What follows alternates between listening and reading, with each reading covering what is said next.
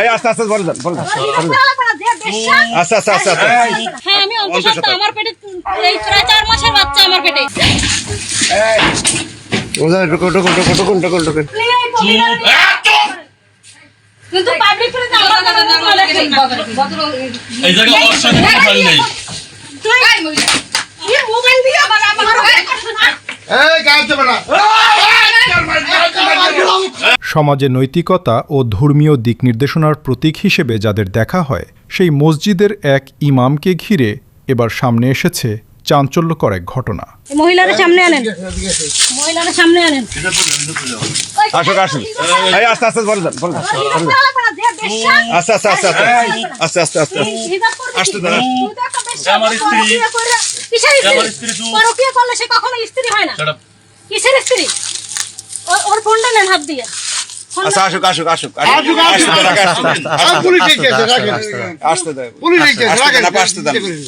হুজুর ওই মহিলা কে আপনার ওই রুমে মহিলা কে? উনি আপনার স্ত্রী আর উনিও আপনার স্ত্রী। তাহলে আপনার এই যে উনি বড় বউ না, সে জানে না তো? আপনি জানেন যে বিয়ে করছে? তাহলে আপনি এটা স্থানীয় লোকজন সে তো জানে না যে আপনার স্ত্রী। অভিযোগ উঠেছে নিজের অন্তঃসত্ত্বা স্ত্রীকে বাড়িতে রেখে অন্য এক নারীকে নিয়ে স্বামী স্ত্রীর মতো দীর্ঘদিন বসবাস করছিলেন তিনি। বিষয়টি প্রকাশ্যে আসার পর এলাকায় শুরু হয়েছে ব্যাপক আলোচনা ও সমালোচনা। তাহলে আপনার তার জানানো উচিত ছিল না?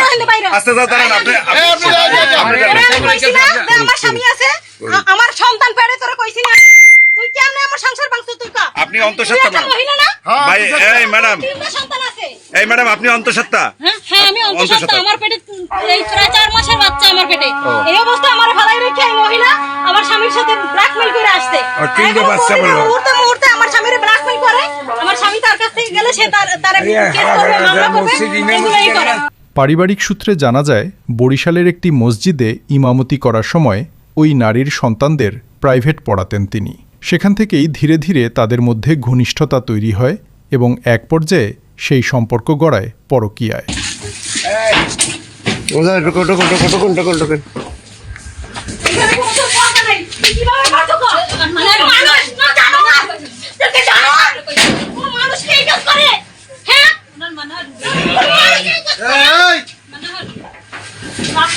আবার মুখ যেন না দেখে। আপনি কিন্তু পাবলিক প্লেসে আমার কথা বলে এই জায়গা অশান্তি খালি নাই তুই এই মোবাইল দিয়ে আমার এই কাজ হবে না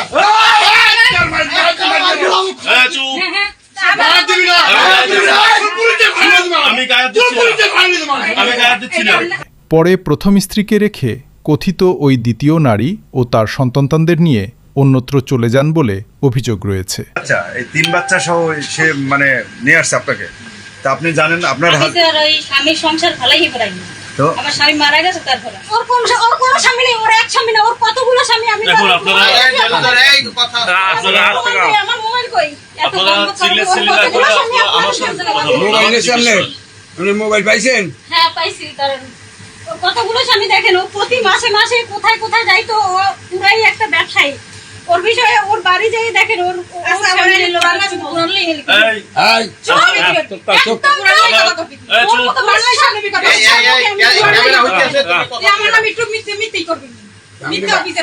এদিকে বিষয়টি জানতে পেরে অন্তঃসত্ত্বা স্ত্রী স্বামীকে খুঁজতে বের হন।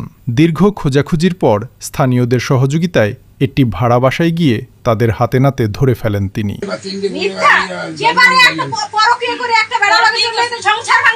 তুই কি না পারো? আমি বড় কি করছি? তুই কি করছিস?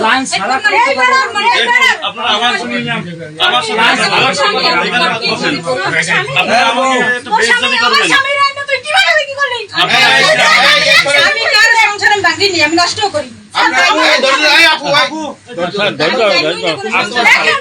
আপনারা সবাই দেখেন আমি অ্যাক্সিডেন্ট হয়েছি, আমার 7-8 মাস আমার বাবার বাড়ি ফেলাই রাখছে, আমার একটু চিকিৎসা পর্যন্ত করে নাই। এখনো দেখেন আমার এই আঙ্গুলগুলো আমি একত্রিত করতে পারি না, আমার এখনো হাতে কত সমস্যা। এই একটা যেরকম ইজি হয়, আমার এই হাতে এখনো ইজি হয় না, আমার একটু চিকিৎসা করে নাই। এই আমি বাড়িতে গেছি, তারপরও 8-10 হাজার টাকা বাড়ি ভাড়া বাজাই। এ সময় স্থানীয় লোকজন জড়ো হলে শুরু হয় তীব্র বাকবিতণ্ডা ও উত্তেজনা। ঘটনার সময় ওই ইমাম দাবি করেন কয়েক মাস আগে তিনি ওই নারীকে বিয়ে করেছেন। বলি যে আমার পেটে একটা সন্তান, এই অবস্থায় আপনি আমার সংসারটা ভাঙেন না। আমি ওর সাথে এত পরিমাণে কান্না করছি, কিন্তু ওর এতটুকু মায়া হয় না। ও একটা মেয়ে মানুষ হয়ে আমার প্রতি, ও আমার বলতেছে হ্যাঁ 10টা ছেলে মেয়ে থাক, তাতে আমার কি হয়েছে? আমার ছেলে মেয়ে আছে না? তোর তো ছেলে মেয়ে আছে, তোর তো সেইখানে সংসার ভাঙতে তোর কোনো লাগবে না। তুই তো প্রতিনিয়ত এগুলো করে বেড়াই, তাহলে আমাদের মতো মেয়েরা কোথায় যাব? আমরা যারা একজনের প্রতি ভরসা করে আছি, তাহলে আমরা কোথায় যাব? এই লোকটার সাথে আমি এক বালিশে মাথা দিয়ে ঘুমাইছি মাসের পর মাস। মানুষের বাড়ি দিয়ে গোটা খাবার দিচ্ছে, এই খাবার আমি খাইছি। তো মনে করেন অর্ধেক পেটে ক্ষুধা ছিল, সবসময় অর্ধেক পেটে ক্ষুধা রেখে এরকম খাইছি।